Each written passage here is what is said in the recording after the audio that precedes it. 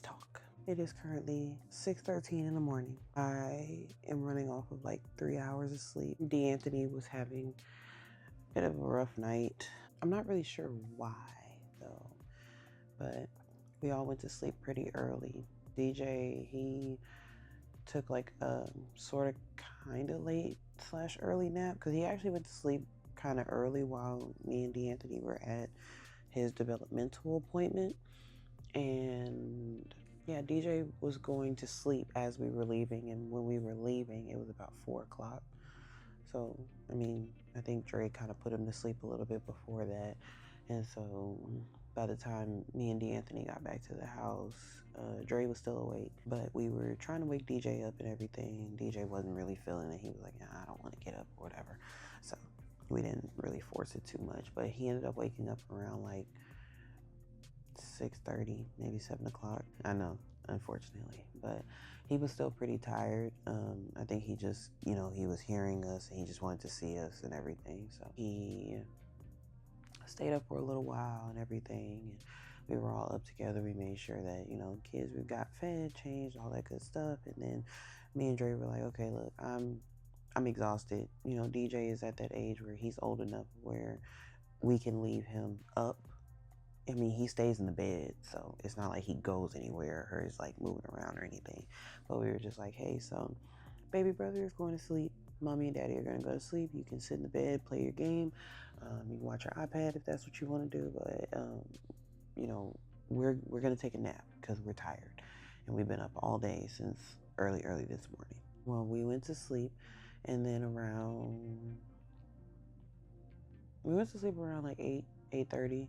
And then about 9:30-ish, 9:45, D'Anthony woke up and he was crying because we had put him in his bed when he first fell asleep. And so I got up and I got him, and DJ had accidentally turned up his iPad all the way, and so that caused him to get scared and start screaming and crying and all that stuff. And so I was like, DJ, it's okay, babe. Like, it was an accident.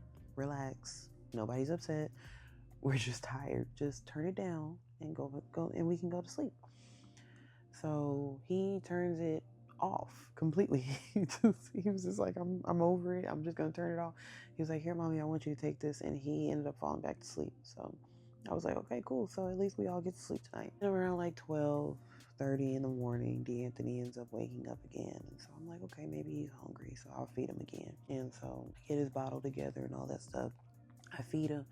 And he was up for a little bit, and then he ends up just falling back to sleep in my arms. But he kept kind of fidgeting a little bit. And so I just held him for about an hour and a half.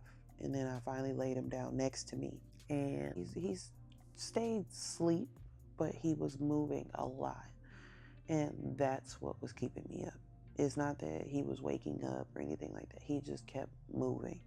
Like, he just turn one way, turn back the other way, turning his whole body all the way to lay under DJ, who's laying up under his daddy. And so I'm like, yeah, no, this is not gonna work. And so I had to keep moving him, keep adjusting myself. And I was just like, okay, I'm not gonna get any sleep. And so then finally D'Anthony ended up actually waking up about 4 o'clock this morning. So I really didn't get to go back to sleep because by the time I laid him down in the bed with us, it was already about 2 o'clock in the morning. And he did that like the whole time. And so I went and put him in his bed, and he got up and he cried and all that stuff. And so Dre got up and got him, and DJ ended up waking up. And so now they are all over in the YouTube room, and I'm over here in our room because Dre was like, I want you to take a nap or at least try to get some rest. But I was like, I'm already up at this point. It doesn't even matter. It's kind of a little late for that now. So it's okay. Whatever. Just going to start our day early.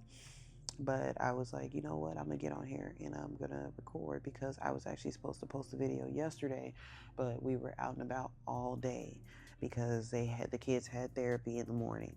And then after therapy, came home, got myself together, got the baby together, got his everything he needed for his developmental appointment together, made sure DJ was fed and all that stuff. And then we went to his appointment. And then by the time we got back, my mind was not there anymore. I did post a little video on TikTok though. Me and Dre took a shot yesterday to kind of just celebrate us having a great week. But yes, yesterday, May 14th, was officially the 1 year anniversary of our baby boy D'Anthony's open heart surgery. And I am just so thankful that we are getting to see this day.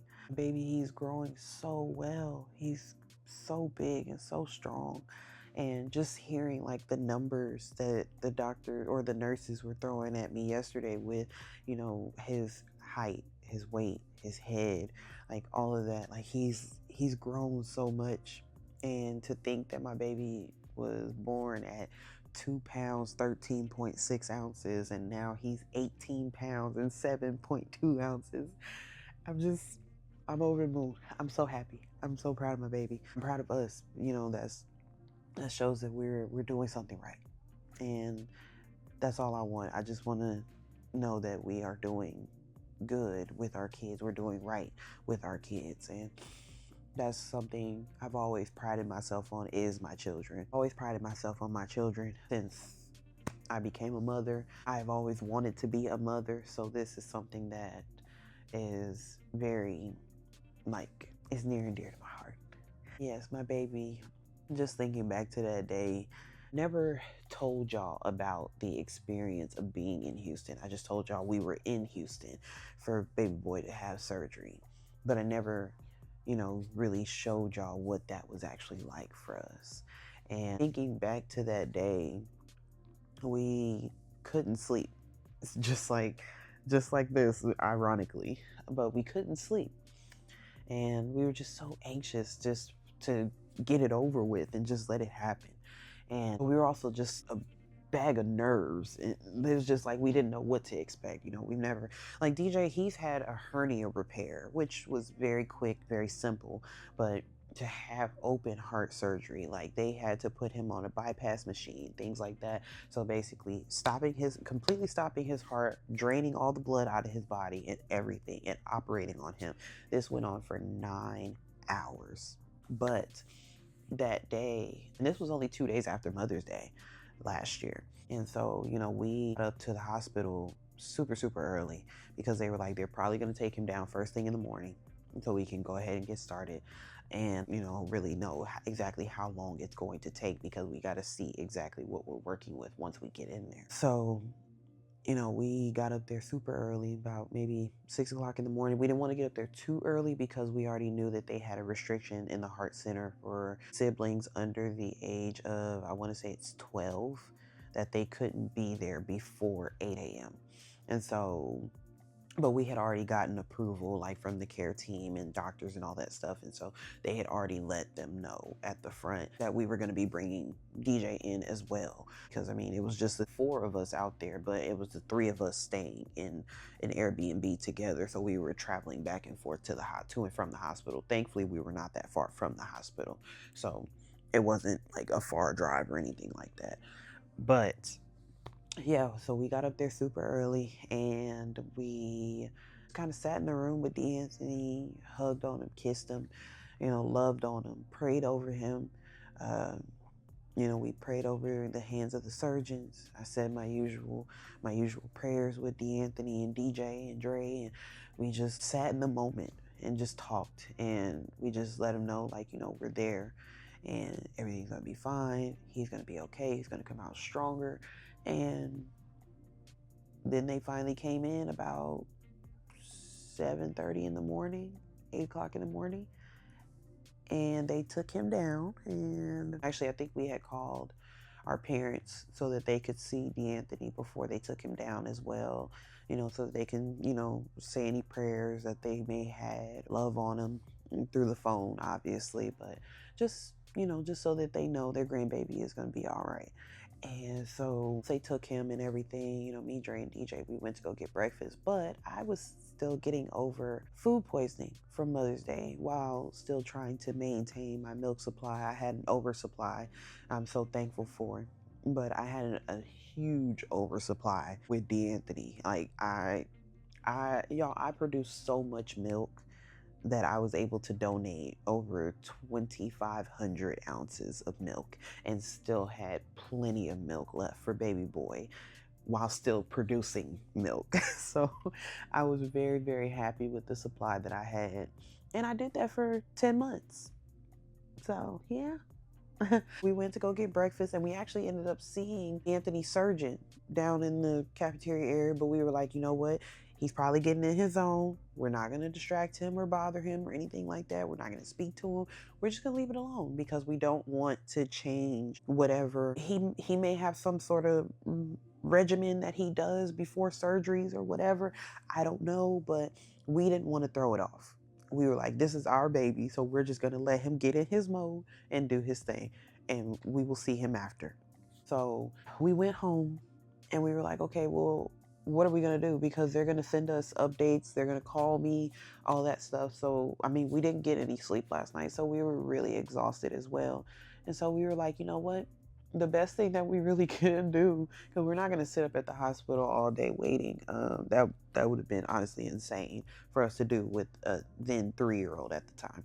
So we were like, you know what? We're just going to go to sleep.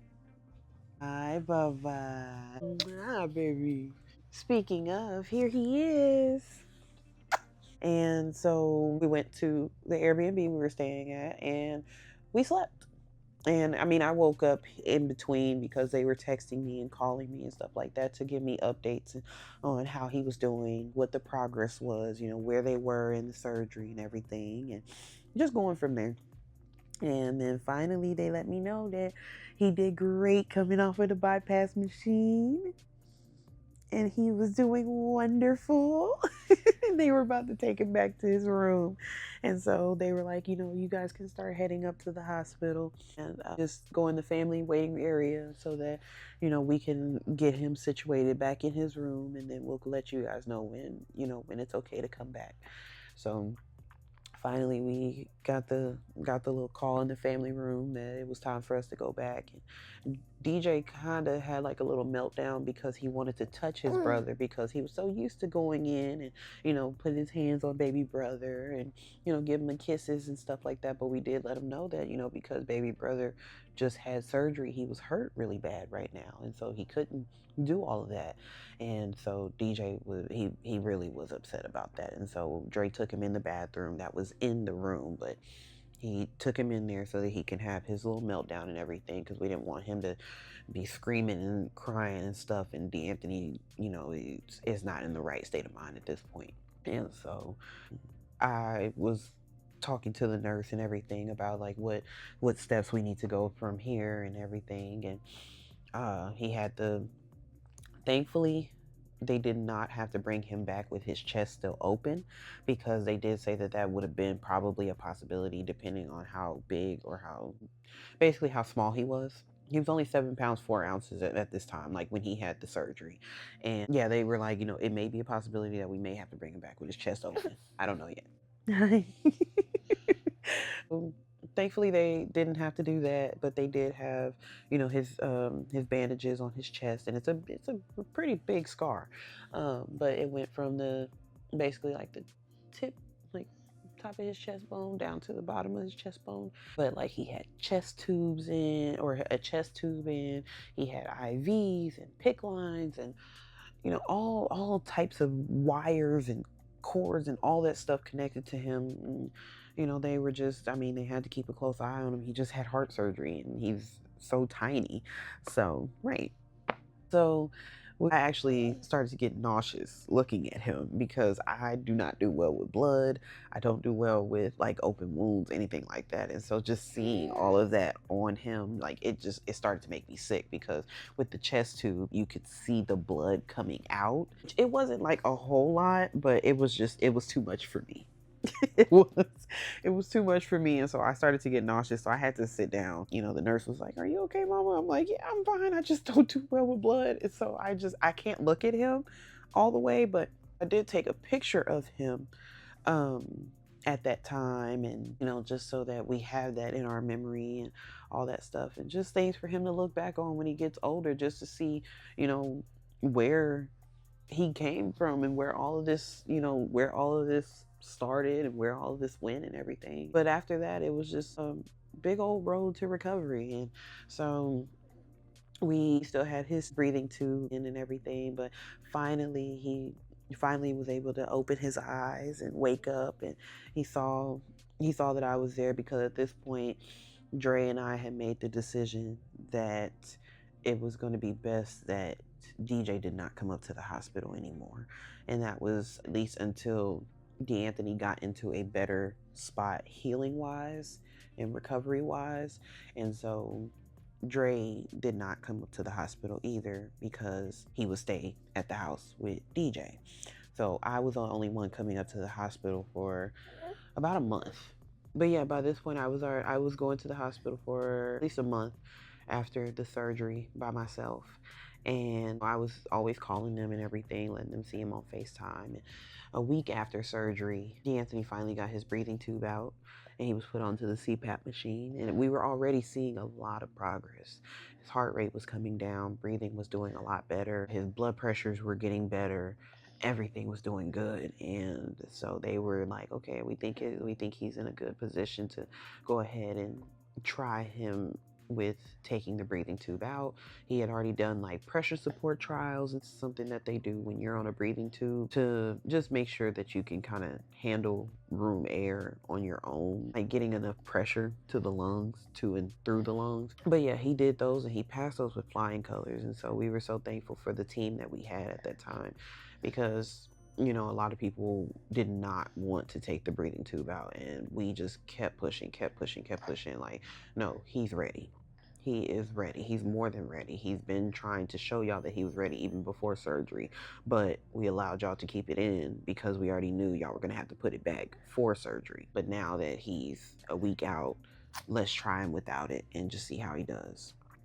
And he did wonderful. He never needed the breathing tube back again. And then from there, he just kept progressing. He was showing them that he could handle these things on his own. And so probably about maybe 2 weeks, he was on the CPAP. And then after that, he moved to the high flow, which is the little things that go in your nose that they give to some people. It was just a little bit more pressure that he needed, because like his right lung, like the top part of his lung, was really cloudy. And so they needed to make sure that it was inflating like it needed to. And finally, it was finally able to do that. And so once he got onto the high flow machine, then we were able to finally work on getting him transferred back to San Antonio. So we went through that. We got through it. And, he spent another couple months in the hospital here in San Antonio, but it was for feeding reasons. And so, he had to learn how to eat and all that.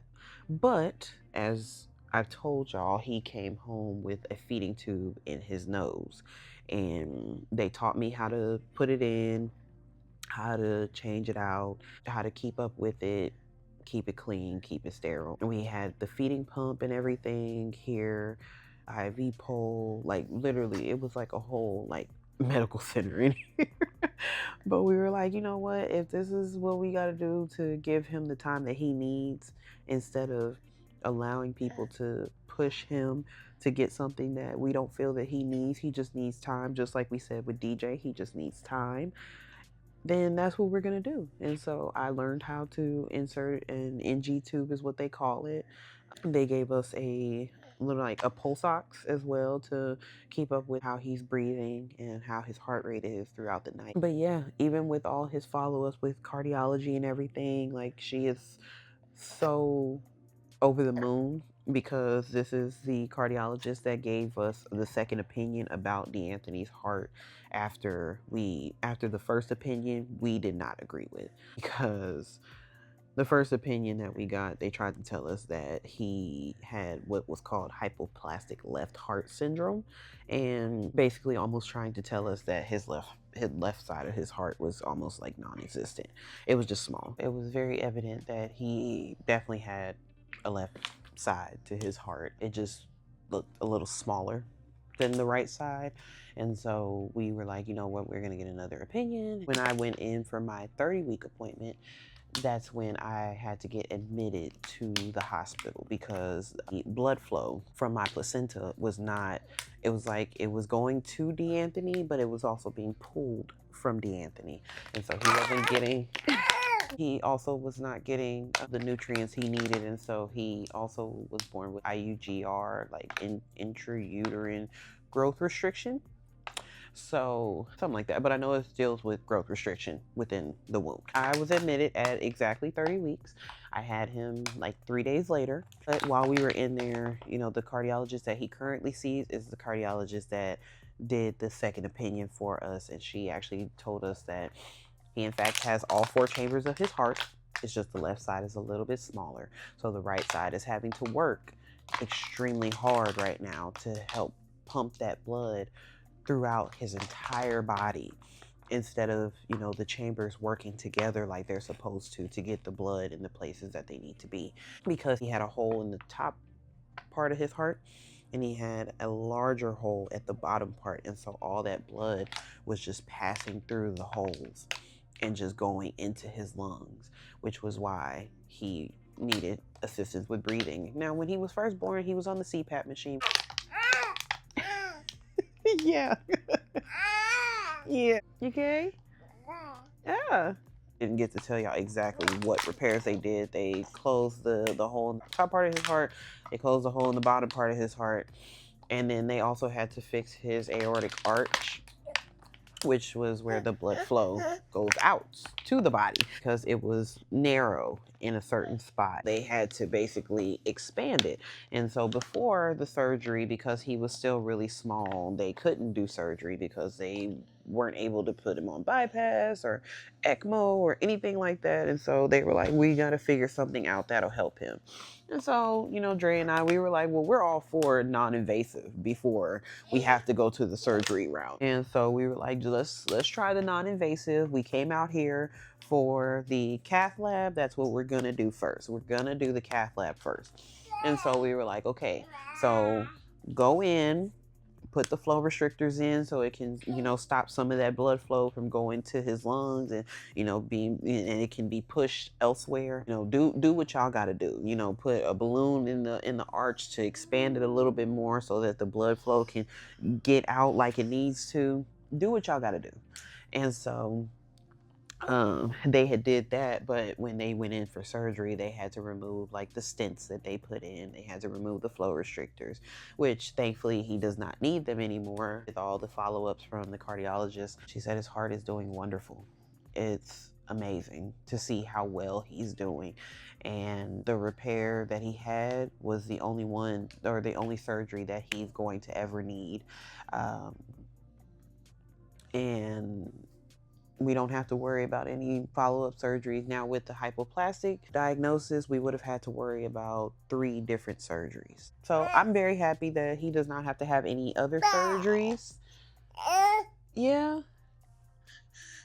Yes. And he's doing so wonderful. Yes, you are. You're doing so wonderful. Yeah, hitting all those milestones, getting so big and so strong. Bye. Bye. Bye.